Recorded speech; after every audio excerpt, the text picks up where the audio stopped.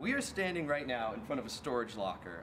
2 years ago when Gravity Falls ended, I had so many drawings and scripts and just massive boatloads of stuff from the series that there was no way I could keep it all, so I decided to shove it inside a storage locker that I have not been back to for 2 years. So I don't know what's going on in there. It might be covered in cobwebs. We're about to dig in, find out, and find the lost mysteries of Gravity Falls. So let's open it up. Here we go.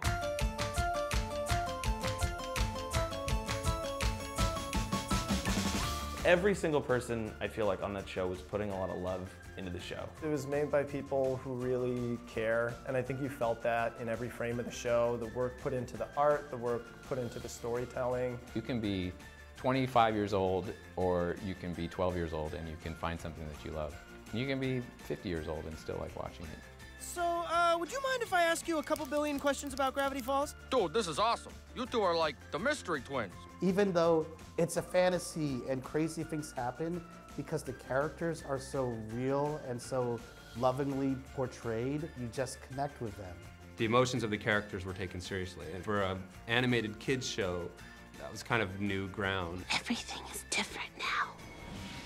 Alex took characters from his life. He based things off of himself, his sister, his family, and by doing that, he made the most relatable characters. I couldn't make this up if I wanted to. My wisdom is both a blessing and a curse. It's a perfect blend of all the elements that you want, of like heartwarming, funny jokes, good adventures. Grounded human characters, exciting lore and mystery, and to top it all off, a treasure hunt buried deep under like the surface of this thing.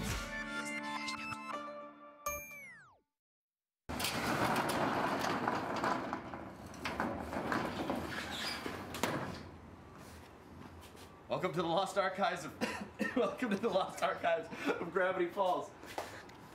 Oh my goodness. Where do we begin? So get in here, get in here. Well, most people describe it as like, I don't know, X-Files for kids. The shortest possible elevator pitch I could think of for Gravity Falls is Simpsons and Twin Peaks had a baby, and it's on Disney Channel. Dipper and Mabel go to live with their great uncle Stan. Grunkle Stan at the Mystery Shack. Which is like a sort of a tourist trap out in the middle of Oregon. And them having to stick together to get through all kinds of different shenanigans. Dipper's this neurotic dork, and Mabel's this kind of carefree, happy-go-lucky girl. But nothing is normal. Their uncle isn't who they thought he was. He's got these secrets he's been keeping from them. Weird things start to happen in and around the town. It's got lots of fun monsters, it's got lots of fun jokes. It's kind of silly and scary at the same time. My sister could be in trouble. It was time to get some evidence.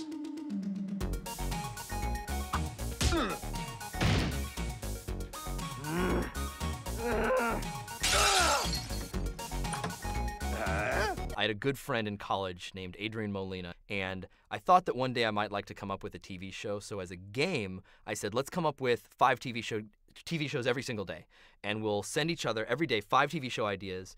And the catch of the game is whoever the first person is to give up, because it's a lot of work to think of 5 TV shows in a day, the first person to give up, their punishment is they have to write an entire 40-page pilot to the premise of the other person's choosing. So it started out really fun. And by the 7th day, both of us were just pulling out our hair. We couldn't think of ideas. And on the last page of the last document of the last day, we both agreed, truce, this is too hard. But the very last show I wrote was a show called Gravity Falls. The description was, Gravity Falls. Steve Gravity has gone through a breakup and has recently been divorced, and he got fired, so he packs up his magic 8-ball and his talking dog, and they get into a van, and they drive up to Gravity Falls, Oregon, where anything can happen. Maybe there's an owl who's a wizard. Maybe there's a typewriter that predicts the future. I don't know. You've seen these types of shows. Anyway, can the game be over yet? I'm so tired. I'm so tired. I need to call my mom. I need to do laundry. But the title stuck with me. It's such a it's sort of a pun. It's not quite a pun, but there's something very evocative to me about that. And when the Disney Channel saw some of my student films and called me up and said, would you like to pitch a show? I remembered that name, and I remembered that space in my head of this is a catch-all junk drawer for every dumb idea I might have. Let's see. Barf Fairy? Yeah! Nope. Butternut squash with a human face and emotions? Yeah! Nope. Whoa, what's this? I've stared at this page for hours. It seems like a blueprint to build some kind of strange, futuristic superweapon. Boring! I actually originally pitched 3 different ideas to Disney. I pitched a show about time-traveling dolphins, a show about time-traveling gentlemen, and Gravity Falls. And Mike Moon was the guy who said, this one seems like it's got an actual relationship at the core of it. The brother and sister, that seems like there could be something there. Oh no, Mabel. I don't feel so good. Oh, Uncle Stan, what did you feed us?